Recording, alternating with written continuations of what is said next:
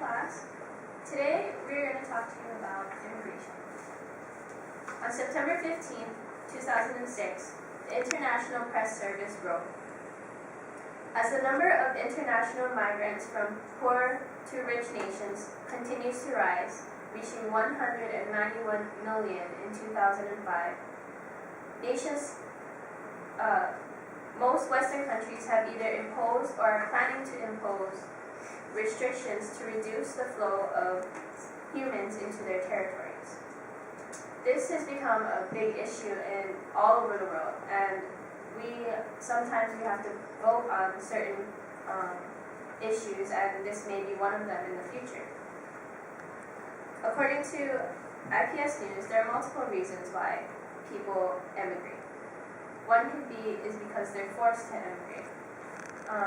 A lot of countries are going through a lot of turmoil right now, and nobody wants to stay in that kind of environment, and so they try to leave.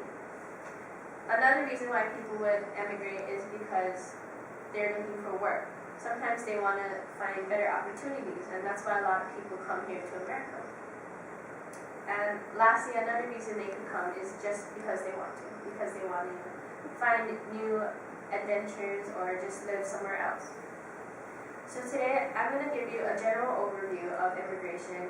I'm going to give you some statistics about immigration, some positive effects of immigration, and of course, the negative effects. First, some statistics. In the last 50 years, we have seen a double in immigration. There has been an estimated 91 million immigrants right now, or in 2005. 115 million live in developed countries. 20%, or 38 million, live in America alone. That's just in America. 33% of all immigrants live in Europe. So now you know kind of the breakdown of how immigrants are distributed over the world. So now let me tell you some of the positive effects of immigration. One positive effect of immigration is they do jobs that often the people in the host country don't want to do. So that's a good thing for us because then we don't have to do it. Another good effect of immigration is they work long hours for low pay. And although this can be controversial and sometimes exploitative, it benefits the host country economically. Another positive effect of immigration is it contributes to the diversity of the community of the host country. Without immigration, we wouldn't have all of the different races and all of the different languages that we have even here in Hawaii. And with all these different races coming together, it raises the tolerance and understanding for other cultures. The last positive effect I want to talk about is an increased talent pool. If the immigrants from their host country, if they were educated well and they come, say, here to America, it increases the amount of talent that we have to choose from for whatever field it is that they're trained in. So it's good for the host country. So now that you know some positive effects, let me tell you about the negative effects. Of course, immigrants can often be exploited for cheap labor. This is very unethical, and it's an issue that's very controversial and is always talked about in politics and other areas, and so we need to be thinking about it. Another negative effect is it causes brain drain for the developing countries. If all of the smart people are leaving their countries into more developed countries, then what does that do for the undeveloped countries?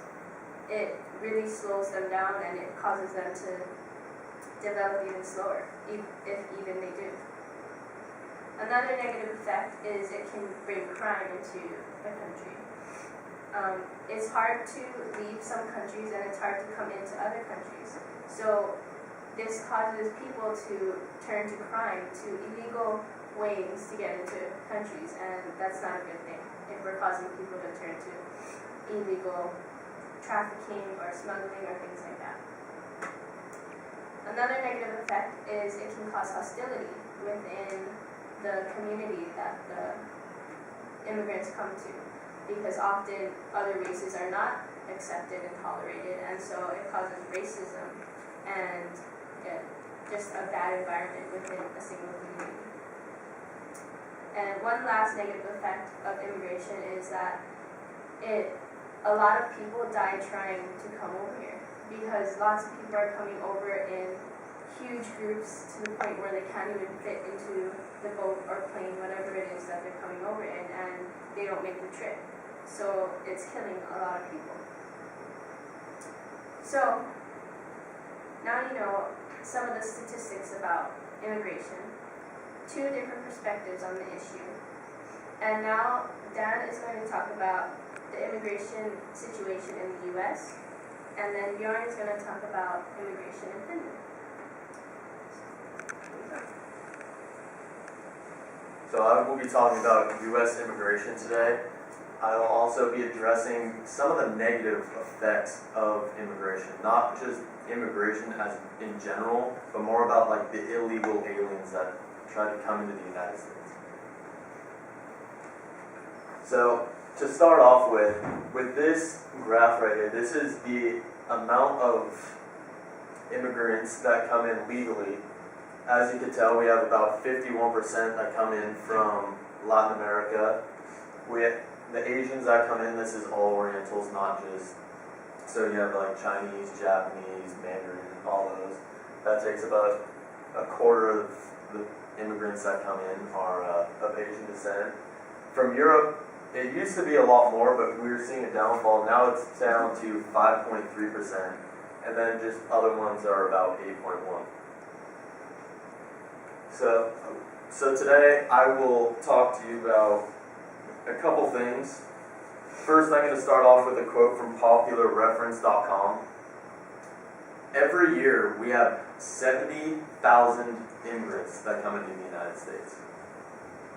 60,000 of these immigrants are here for school. They're tourists. They're coming for jobs with visas to work. They come in 100% legally though. They come in through the system with visas and whatnot. They get the proper means to come into the United States and work. 2,200 of these immigrants come in as refugees, and they go through the process to become a legal citizen of the United States. So a refugee is where something is happening in their homeland, but because their homeland is in turmoil, they seek to come to the United States to get away from what is going on where they live. 5,000 immigrants come in a day illegally. This is without documentation. Out of these 5,000, 4,000 of them get caught. So that means each day we have 1,000 individuals that come into the United States illegally and come and seek to live here and take up jobs. Out of most of these people, they're most likely coming from the South, like Mexico, for example. That is why I'm going to talk about 4 reasons what we can do, or 4 controversial topics right now on how to limit the immigrants that come into the United States through the South and what effect that has. I will go over the pros and the cons for each of these.